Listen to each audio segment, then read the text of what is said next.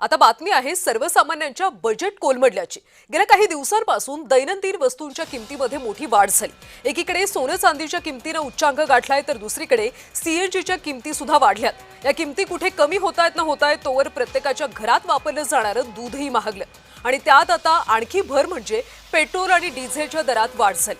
Petrol 3 रुपये तर diesel 3 रुपये 11 पैशांनी महागले।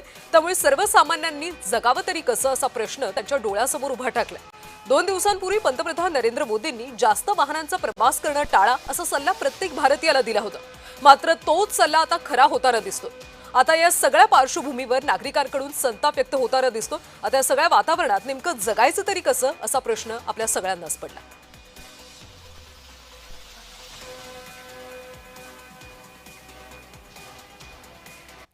ऑइल आणि गॅसचं क्रायसिस चालू आहे। त्याच्यात आता दरवाढ म्हणजे नागरिकांची खूप हालत खराब होणार आहे। आणि अजून काय बोलू शकतो, सगळ्या मोठ्या आता या सगळ्या इतक्या मोठ्या मोठ्या गोष्टींना फेस करावंच लागणार। काय करू शकतो ना दुसरं। त्याच्यासाठी सरकारने पण थोडाफार स्टँड घेतला पाहिजे यामुळे। इथं आता माहित झालं की 3.5 रुपये वाढलाय म्हणून। आता आमच्या गरीब आता आमच्या सारखे आणखी माझ्याकडे मजदूर वगैरे येतात, ते बिचारे बाहेरून येतात।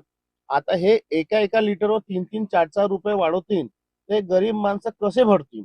आता इथून 50-50 किलोमीटर आपल्याला कामाला येतात, ते कसे करतील? आपले 200-300-400 रुपये रोजीमध्ये 150च्या पेट्रोल भरतील ना, 150 रुपये खाण्यापुरता देतील, तर घरी का नेतील? आता अक्षरशः 3-3.5 रुपयाने जर पेट्रोल म्हणजे अक्षरशः डायरेक्ट जर असं 3-3.5 रुपयाने जर पेट्रोल वाढत असेल तर हे आम जनतेसाठी खूप घातक आहे। कारण सगळे दर वाढलेले आहेत। सोन्याचे दर फार 1.5 लाखाच्या वर गेलेले आहेत।